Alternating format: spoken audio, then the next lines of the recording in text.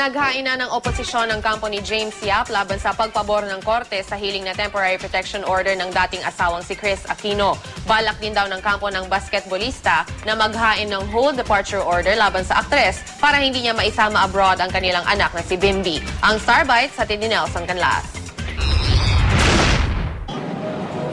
Ang 7 taong pagsasama ni Chris Aquino at asawang basketballistang si James Yap natapos noong 2012 nang ideklara ng korte ang kanilang kasal na null and void dahil walang kapangyarihan ng lady minister na nagkasal sa kanila. Bilang bahagi ng compromise agreement, binigyan ng visitation rights si James para madalaw ang kanyang anak sa kondo ni Chris. Pero ayon sa aktres, bihirang-bihira daw dalawin ang kanyang anak hanggang tuluyan ng lumayo ang loob ng bata sa ama. Nito raw December 3 pumunta si James sa kondo ni Chris at pinasok siya sa kanyang kwarto sa hangad umanong muling buhayin na ang kanilang romansa. Nagtangka raw si James na magkaroon ng physical intimacy kay Chris. Nilabanan daw siya ni Chris at nauwi sa mainit na pagtatalo. Ang kaso, nakita raw ang lahat ng ito ng kanilang anak, kaya nagkaroon umano ang bata ng takot at matinding galit sa ama. Sinusubukan daw ni James na magkaayos sila sa pamamagitan ng pananakot at pagbabanta sa kanilang mag-ina. Sa temporary protection order na inilabas ng korte, bawal lumapit si James kay Chris sa kanyang mga anak at maging sa mga kasambahay sa loob ng 100 metro kabilang ang tahanan, lugar ng trabaho, paaralan at mga lugar na madalas puntahan ni Chris at kaanak sa loob ng 30 araw. Ikinalungkot naman ng PBA player ang inilabas na utos ng korte. Sinasabi ng anak ko sa akin na masasakit na na salita.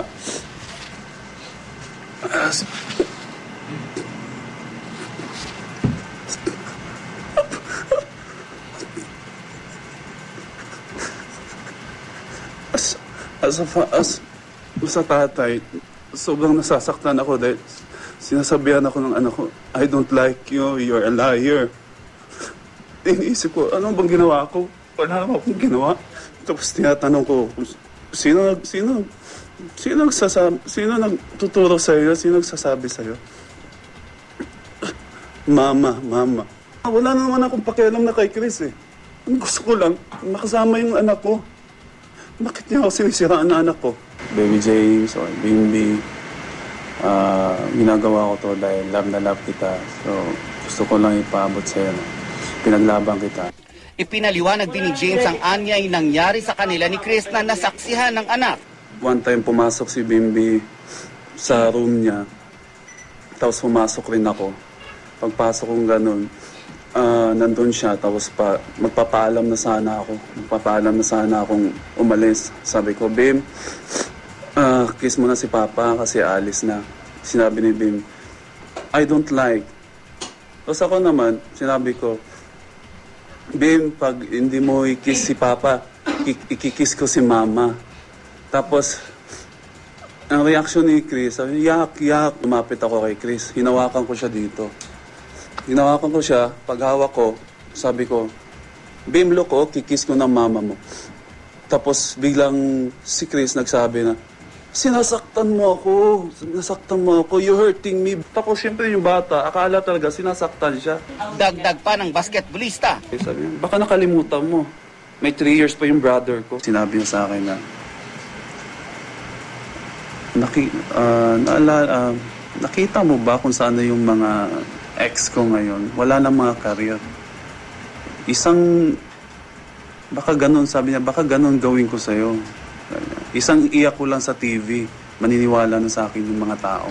Pawang kasinungalingan daw ang mga ito, ayon sa abogado ni Chris na si Attorney Frank Chavez. Hindi sinabi ni Chris yun. I just asked her over the phone just now. Dinadawit nila, when they say power, they're referring to the president who happens to be the brother of Chris Aquino. That is most unfair. Itinanggi rin ng kampo ni Chris na sinisiraan ng aktres sa anak, si James. Sabi pa ni Chavez, di raw malayong may kinalaman sa pera ang mga pangyayari. It would have provoked the stop payment order. I am not aware of the amount of the last check, but the totality that he got, and this is matter of public record, is about 14.5 million. It is so malicious and it is so degrading. Number one, to say that there was a price paid.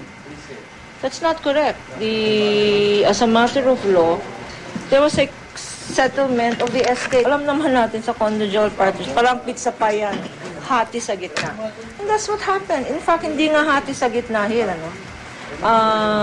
the properties that Chris wanted, she got. Naghahain na sa korte ng oposisyon sa temporary protection order ang kampo ni James. Si Chris naman, hinihingi sa korteng gawing permanente ang protection order laban sa basketballista. Nelson Canlas, GMA News.